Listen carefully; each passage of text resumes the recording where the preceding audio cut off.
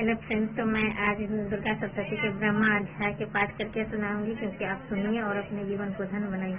तो मैं चलिए आप लोगों को करके सुनाती हूँ। मैं 3 नेत्रों वाली दुर्गा देवी का ध्यान करती हूँ। उनके श्री अंगों की प्रभा बिजली के समान है। सिंह के कंधे पर बैठी हुई भयंकर प्रतीत होती है। हाथों में तलवार और ढाल लिए अनेक कन्याएं उनकी सेवा में खड़ी है। वे अपने हाथों में चक्र, गदा, तलवार, ढाल, बाण, धनुष, पाश और तर्जनी मुद्रा धारण किए हुए उनका स्वरूप अग्निमय है। वे माथे पर चंद्रमा का मुकुट धारण करती है। देवता बोली, देवताओं, जो एकाग्रचित होकर प्रतिदिन इन स्तुतियों से मेरा स्तवन करेगा, उसकी सारी बाधा मैं निश्चय ही दूर कर दूंगी। जो मधु कैटभ का नाश, महिषासुर का वध तथा शुंभ निशुंभ के संहार के प्रसंग का पाठ करेंगे तथा अष्टमी, चतुर्दशी और नवमी की भी जो एकाग्रचित होकर भक्ति पूर्वक मेरे उत्तम महात्मा का श्रवण करेंगे, उन्हें कोई पाप नहीं छू सकेगा। उन पर पाप नित्य आपदियां भी नहीं आएगी। उनके घर में कभी दरिद्रता नहीं होगी तथा उनकी कभी प्रेमजनों की विक्षोभ का कष्ट भी नहीं भोगना पड़ेगा। इतना ही नहीं, उन्हें शत्रुओं से, लुटेरों से, राजा से, शास्त्र से, अग्नि से तथा जल की राशि से भी कभी भय नहीं होगा। इसलिए सबको एकाग्रचित होकर भक्ति पूर्वक मेरे इस महात्मा को सदा पढ़ना और सुनना चाहिए। यह मेरा कल्याण कारक है। यह परम कल्याण कारक है।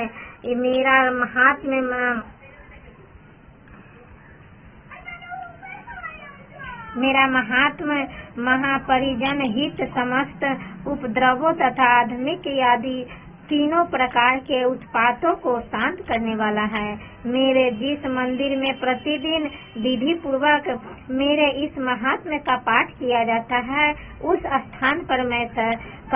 स्थान को मैं कभी नहीं छोड़ती। वहाँ सदा ही मेरा अस्त्रिधान बना रहता है। बलिदान, पूजा, होम तथा महोत्सव के अवसर पर मेरे इस चरित्र का पूरा पाठ और श्रवण करना चाहिए। ऐसा करने पर मनुष्य विधि को जानकर या बिना जाने भी मेरे लिए जो बलि, पूजा या होम आदि करेगा, मैं उसे बड़ी प्रसन्नताओं के साथ ग्रहण करूंगी। तत्काल में जो वार्षिक महापूजा की जाती है, उस अवसर पर जो मेरे इस महात्म्य को भक्ति पूर्वक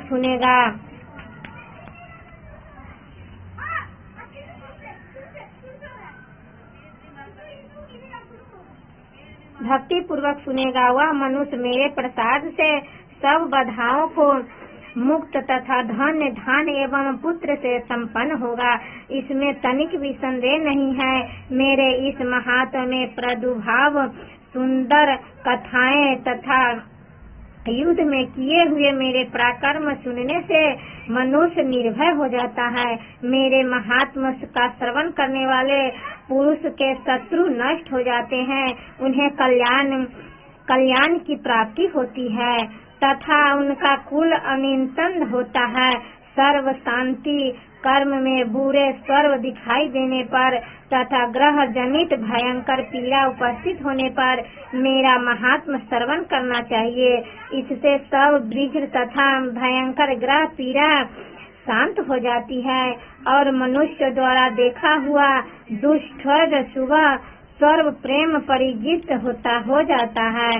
बाल ग्रह से आक्रांत हुए बालों के लिए यह महात्मा शांति कारक है तथा मनुष्य के कंठ संखंड में फूट होने पर यह अच्छी प्रकार मृत्यु कराने वाला होता है।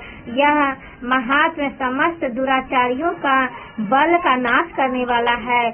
इस पाठ से राक्षसों, भूतों और पिशाचों का नाश हो जाता है। मेरा यह महात्मा मेरे संपत्ति की प्राप्ति करने वाला है सम्यक प्रकार पुष्प, अर्थ, धूप, दीप, गंधर्व आदि उत्तम सामग्रियों द्वारा पूजन करने से, ब्राह्मणों को भोजन कराने से, होम करने से, प्रतिदिन अभिषेक करने से, नाना प्रकार के अंत भोग का अर्पण करने से तथा दान देने आदि से 1 वर्ष तक जो मेरी आराधना की जाती है और जिसे उससे मुझे कितनी प्रसन्नता होती है, उतनी प्रसन्नता मेरे इस उत्तम चरित्र का एक बार भी श्रवण करने मात्र से हो जाती है।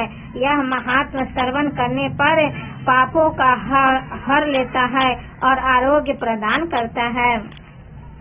मेरे प्रादुर्भाव कीर्तन समस्त भूतों से रक्षा करता है तथा मेरा युद्ध भविष्य चरित्र दुष्ट दैत्यों का संहार करने वाला है।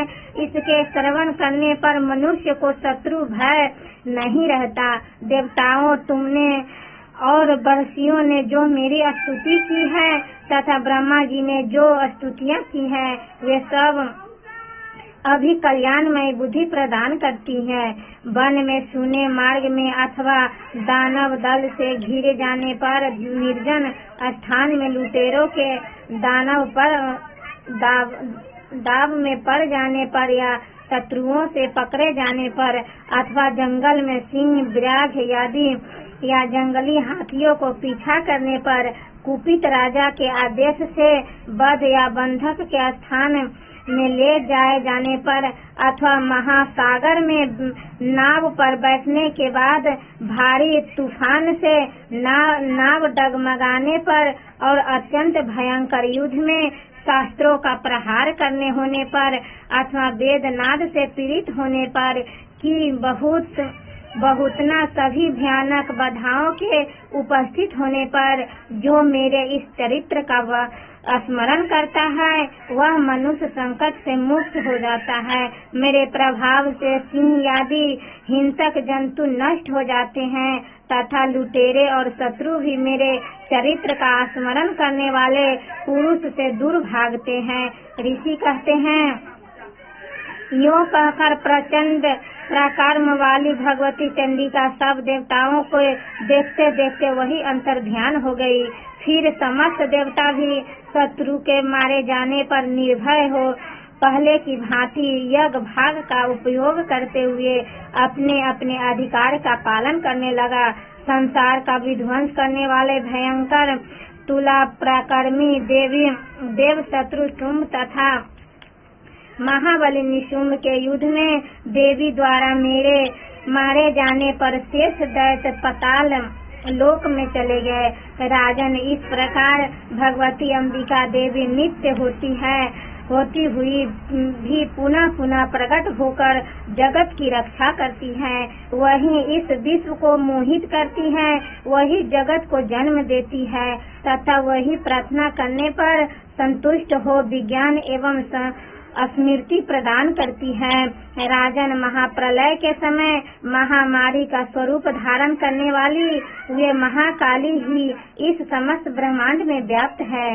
वे ही समय समय पर हमारी महामारी होती है और वे ही स्वयं अजन्मा होती हुई भी सृष्टि के रूप में प्रकट होती है।